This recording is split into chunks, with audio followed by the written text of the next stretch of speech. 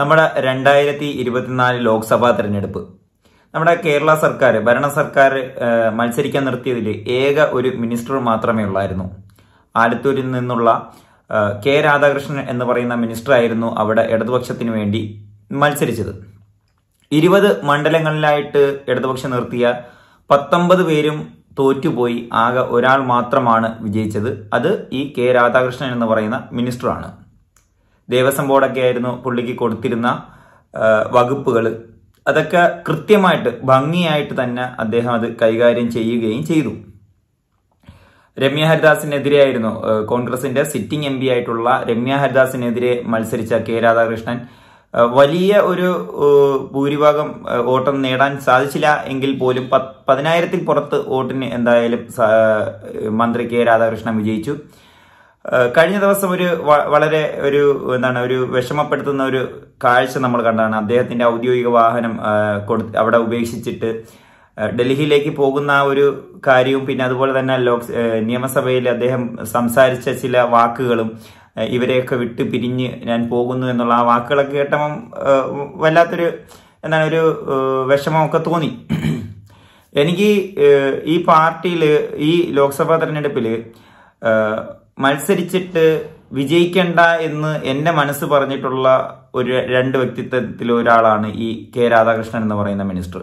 പിന്നെ ഒരാളുണ്ടെങ്കിൽ അത് ഷാഫി പറമ്പിലിനാണ്. ഷാഫി പറമ്പിലിനെ കുറിച്ച് ഞാൻ ഇതിനു മുമ്പ് പറഞ്ഞിട്ടുള്ളതാണ്. കാരണം കേരളത്തിന് ഇനിയും ആവശ്യമുള്ള ഒരു നേതാവായിരുന്നു ഷാഫി പറമ്പിൽ. ഷാഫി പറമ്പിൽ യൂത്ത് ഒരു ബാച്ചിന്റെ തന്നെ ഒരു ലീഡർഷിപ്പ് വഹിക്കാനും അതുപോലെ തന്നെ വലിയ രീതിയിലുള്ള പുതിയ ഓരോ കാര്യങ്ങൾ കൊണ്ടുവരാനൊക്കെ ഊർജവും ആർജവും ഒക്കെ ഉള്ള ഒരു വ്യക്തിയാണ് ഈ ഷാഫി പറമ്പിൽ.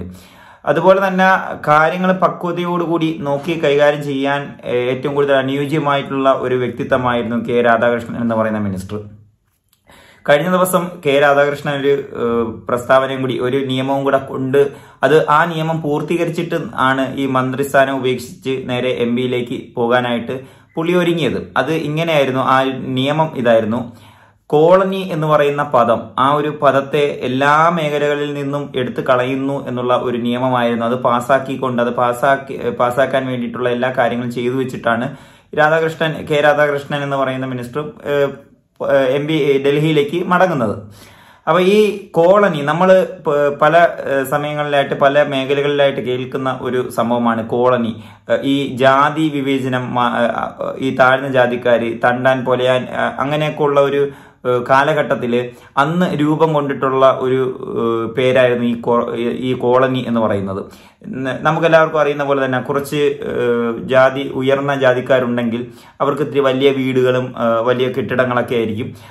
ഇതിൽ താഴ്ന്ന ജാതിക്കാർ, ഈ തണ്ടാന്മാര് പൊലയന്മാരൊക്കെ അങ്ങനെയുള്ള ജാതിക്കാരുണ്ടെങ്കിൽ അത് നേരെ കൊട്ടിലിട്ട വീട്, ഷീറ്റ് മറച്ച വീട്, അങ്ങനെയൊക്കെ ഉള്ള ഒരു കൂട്ടം ആൾക്കാർ താമസിക്കുന്ന ഒരു വിങ്ങായിരിക്കും. അപ്പോൾ ഈ ആരെങ്കിലും തിരക്കി വരികയാണെങ്കിൽ ഈ പണക്കാരെ വീട്ടിൽ വരുവാണെങ്കിൽ അതോ ഇല്ല നമ്മളെ കോളനിയിൽ അവിടെ ഉള്ള ശാന്തമ്മയുടെ മകൻ അങ്ങനെ പറഞ്ഞ് കാണിക്കുന്ന ഒരു സിസ്റ്റം ഉണ്ടായിരുന്നു.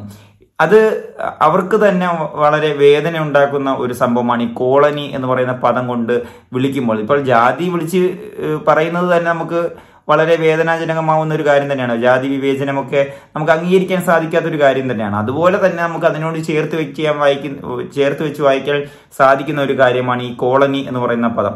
കോളനി എന്ന് പറയുന്ന പദം നമ്മൾ ഉപേക്ഷിക്കേണ്ടുള്ള സമയം ഇതിനോടകം തന്നെ അതിക്രമിച്ച് കഴിഞ്ഞു എന്നുള്ളതാണ് സത്യാവസ്ഥ.